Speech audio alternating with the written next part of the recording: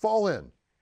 Dress right dress, cover down, 4 and 40 all around. It is time for the Abington Veterans Muster. My name is Travis Partington, Marine Corps veteran, Abington resident, and your host. So, got a special episode for you today. It's April, the springtime, and we're going to start off with the word. Fred Villa was one of my first guests for the Abington Veterans Muster, and we found out how the Martin's Restaurant, a fixture, a part of the South Shore lore and legacy of Abington, came to be and is now truly a generational family business. And if you're in Abington, you know that Martin suffered a catastrophic fire last month. And it almost goes without saying, but the people of Abington came together to rally around Fred, his family, and this institution we call Martin's Restaurant.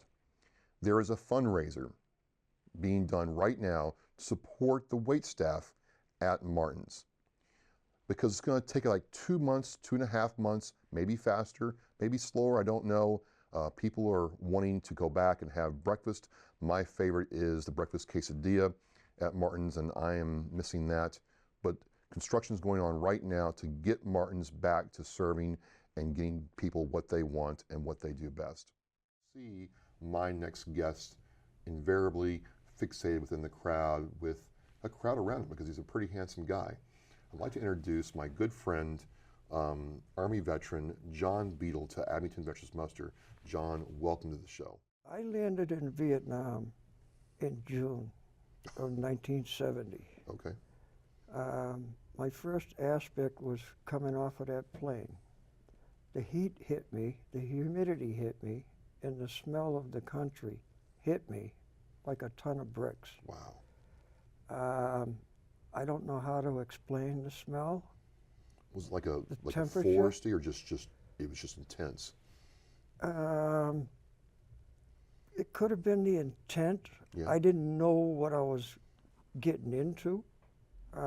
Yes, I had some good training along the way. It doesn't teach you or prepare you for that first step off that plane. You know, John, I just want to share that it has been really, really inspiring getting to talk with you. You know, I've heard your story before in different parts of your, history with Abington and what you've done, but to hear it now really is special. As I understand it, April 27th this month at 2 p.m., right down there at the Legion Post with the area next to it, to me is a very special time. I've been there before, where it's honoring Vietnam era veterans and the POWs. Can you just close by telling us all about that, please?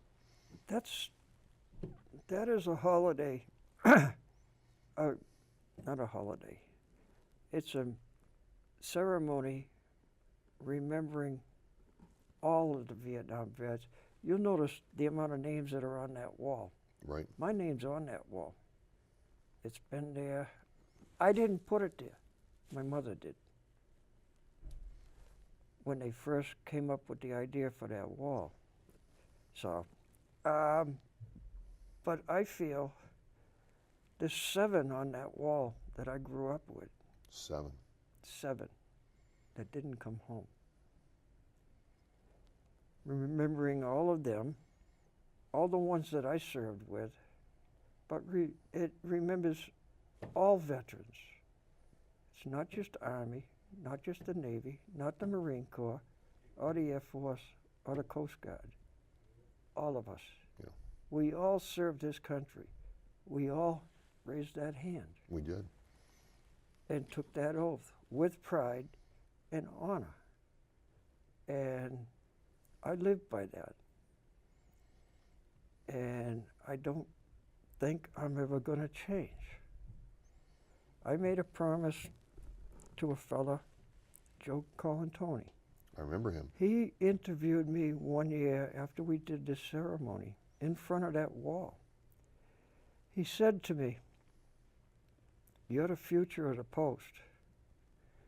And I looked at him like he had 3 heads. I says, "I'm the future of the post?" He says, "Yeah, you're one of the newest members of the post." He says, you're not a new Vietnam veteran, but you're a newest member.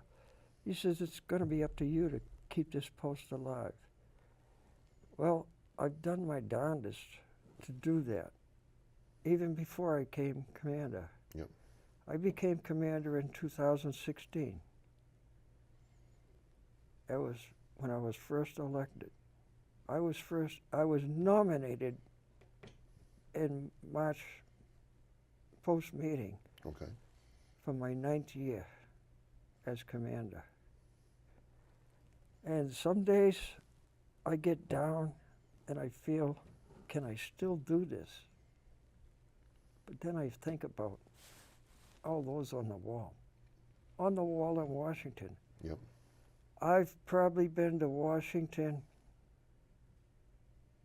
10 times, and I've gone to the wall every time. I've gone to several of the traveling walls that when they were around here. And it's all about remembering those that can't. Yeah. I mean, Richard Fitz was a school chum. Wow. We grew up together. I never found out about his demise until 1975. He was killed in November of '68, but I never knew it. I wasn't here. Yeah. So those memories are here. For sure. And that's the thing I'm so grateful you're able to share, because without these stories, we'll never understand that freedom comes at a cost. So I just want to say thank you for sharing with me, John. Thank you for what you've done for our country. And thank you, yes, I'm Marine Corps, but I think you said it best. It's all veterans, especially all veterans during that area. And it's just always an honor to get to talk with you. Thank you so much. As we say here in Abington Veterans Muster, you are dismissed.